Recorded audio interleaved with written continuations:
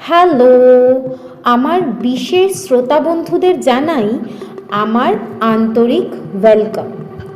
আজকে stage phobia audio story channel থেকে তোমাদের জন্য একটি বিশেষ নিবেদন।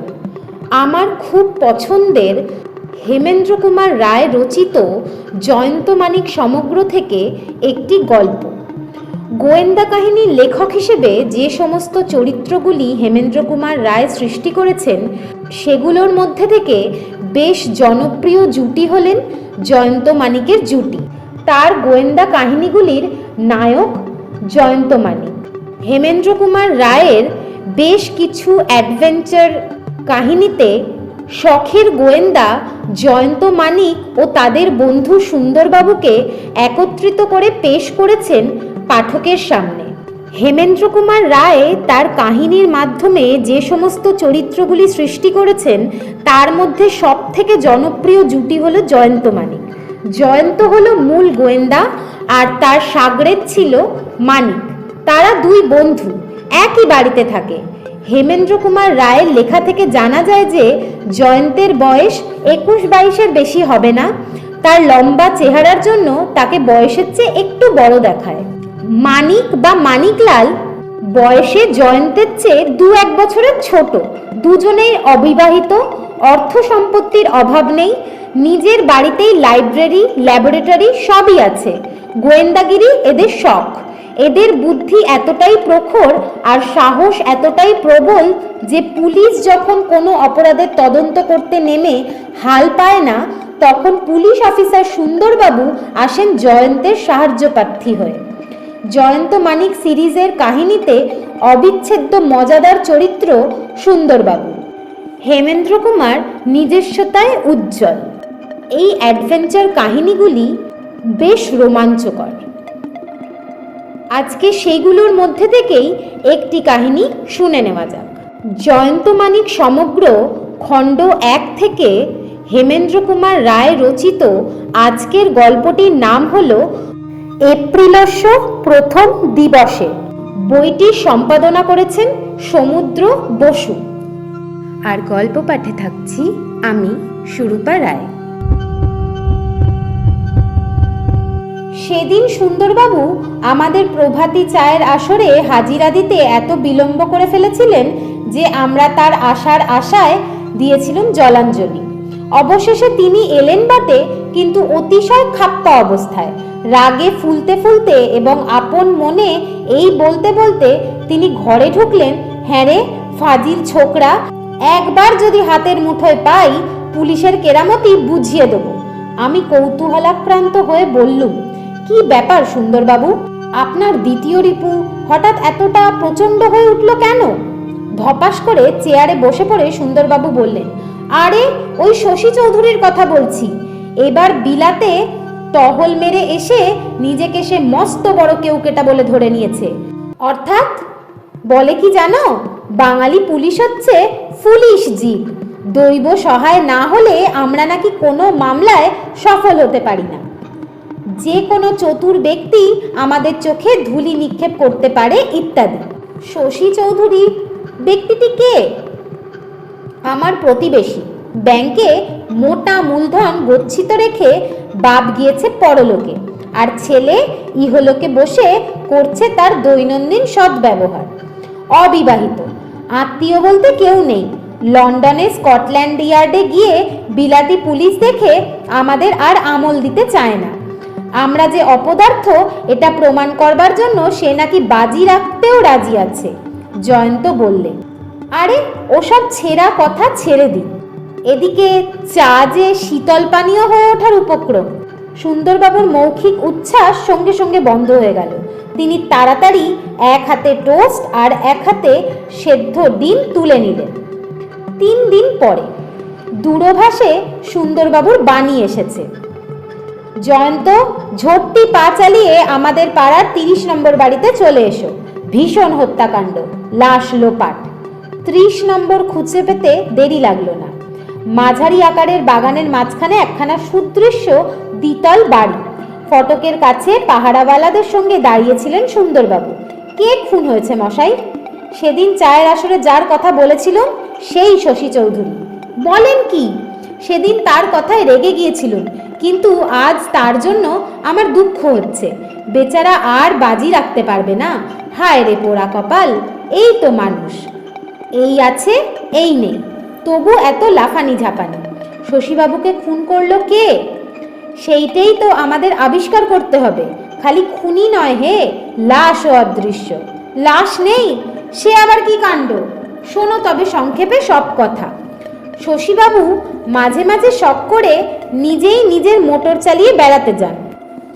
গতকালও গিয়েছিলেন সন্ধ্যের পর। তারপর তিনি কত রাতে কখন যে ফিরে আসেন বাড়ির লোক কেউ তা বলতে পারে না। তবে তিনি যে গাড়ি নিয়ে ফটক দিয়ে বাগানের ভেতর ঢুকেছিলেন সে বিষয়ে সন্দেহ নেই।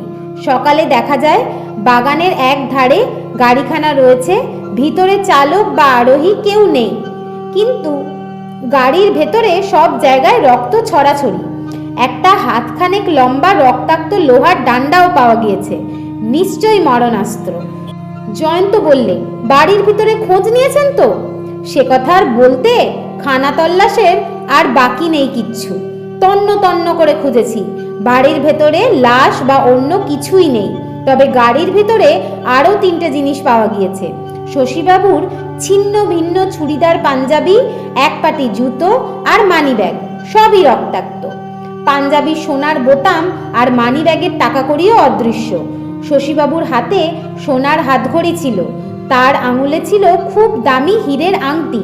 অর্থলোভেই কেউ বা কারা তাকে খুন করেছে, কিন্তু লাশ না পেলে কাউকে তো খুনি বলে গ্রেপ্তার করাও চলবে না। সেই তো হচ্ছে সমস্যা। অপরাধী মহা ধরিবাজ।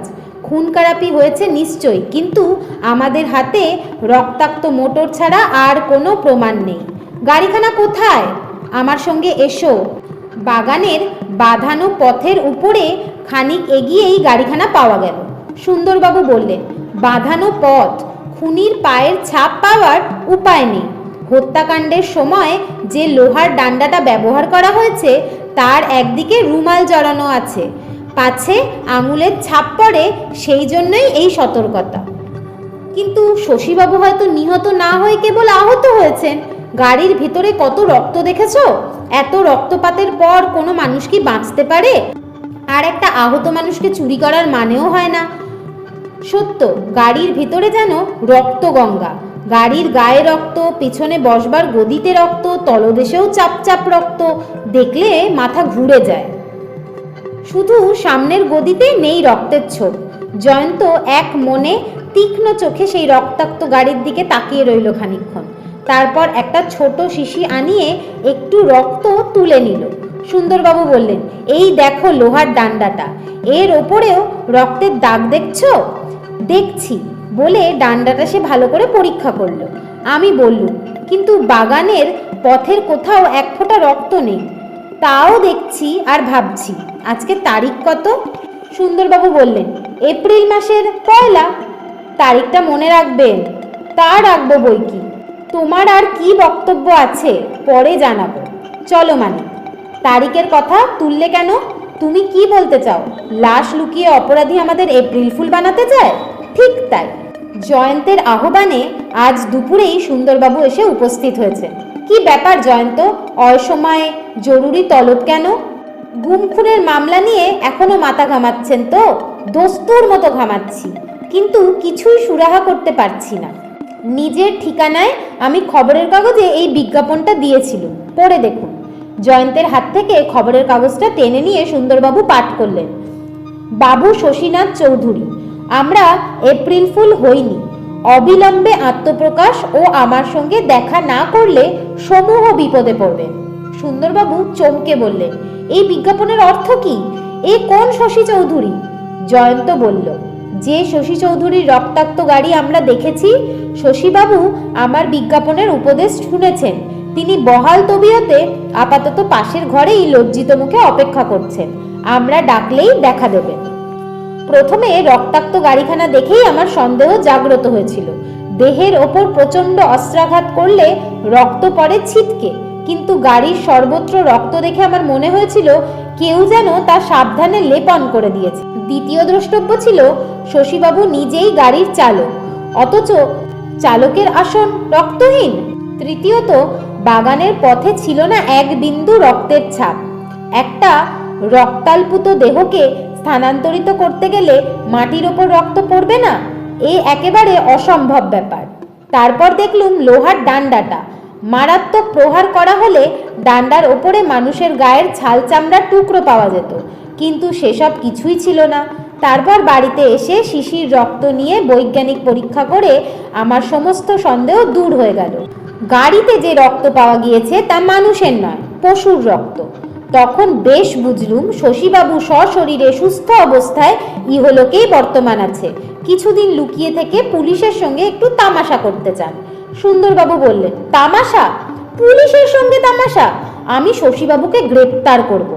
আমি বললুম, আহা হা, চেপে যান সুন্দরবাবু, চেপে যান। ব্যাপারটা এখনো তামাশাই আছে। বেশি টানাটানি করলে রীতিমতো প্রহসন হয়ে দাঁড়াবে যে। আজকের গল্পটি এখানেই সমাপ্ত। তোমাদের যদি আমার পাঠ করা গল্পটি ভালো লাগে তাহলে please subscribe this channel, like, share and comment.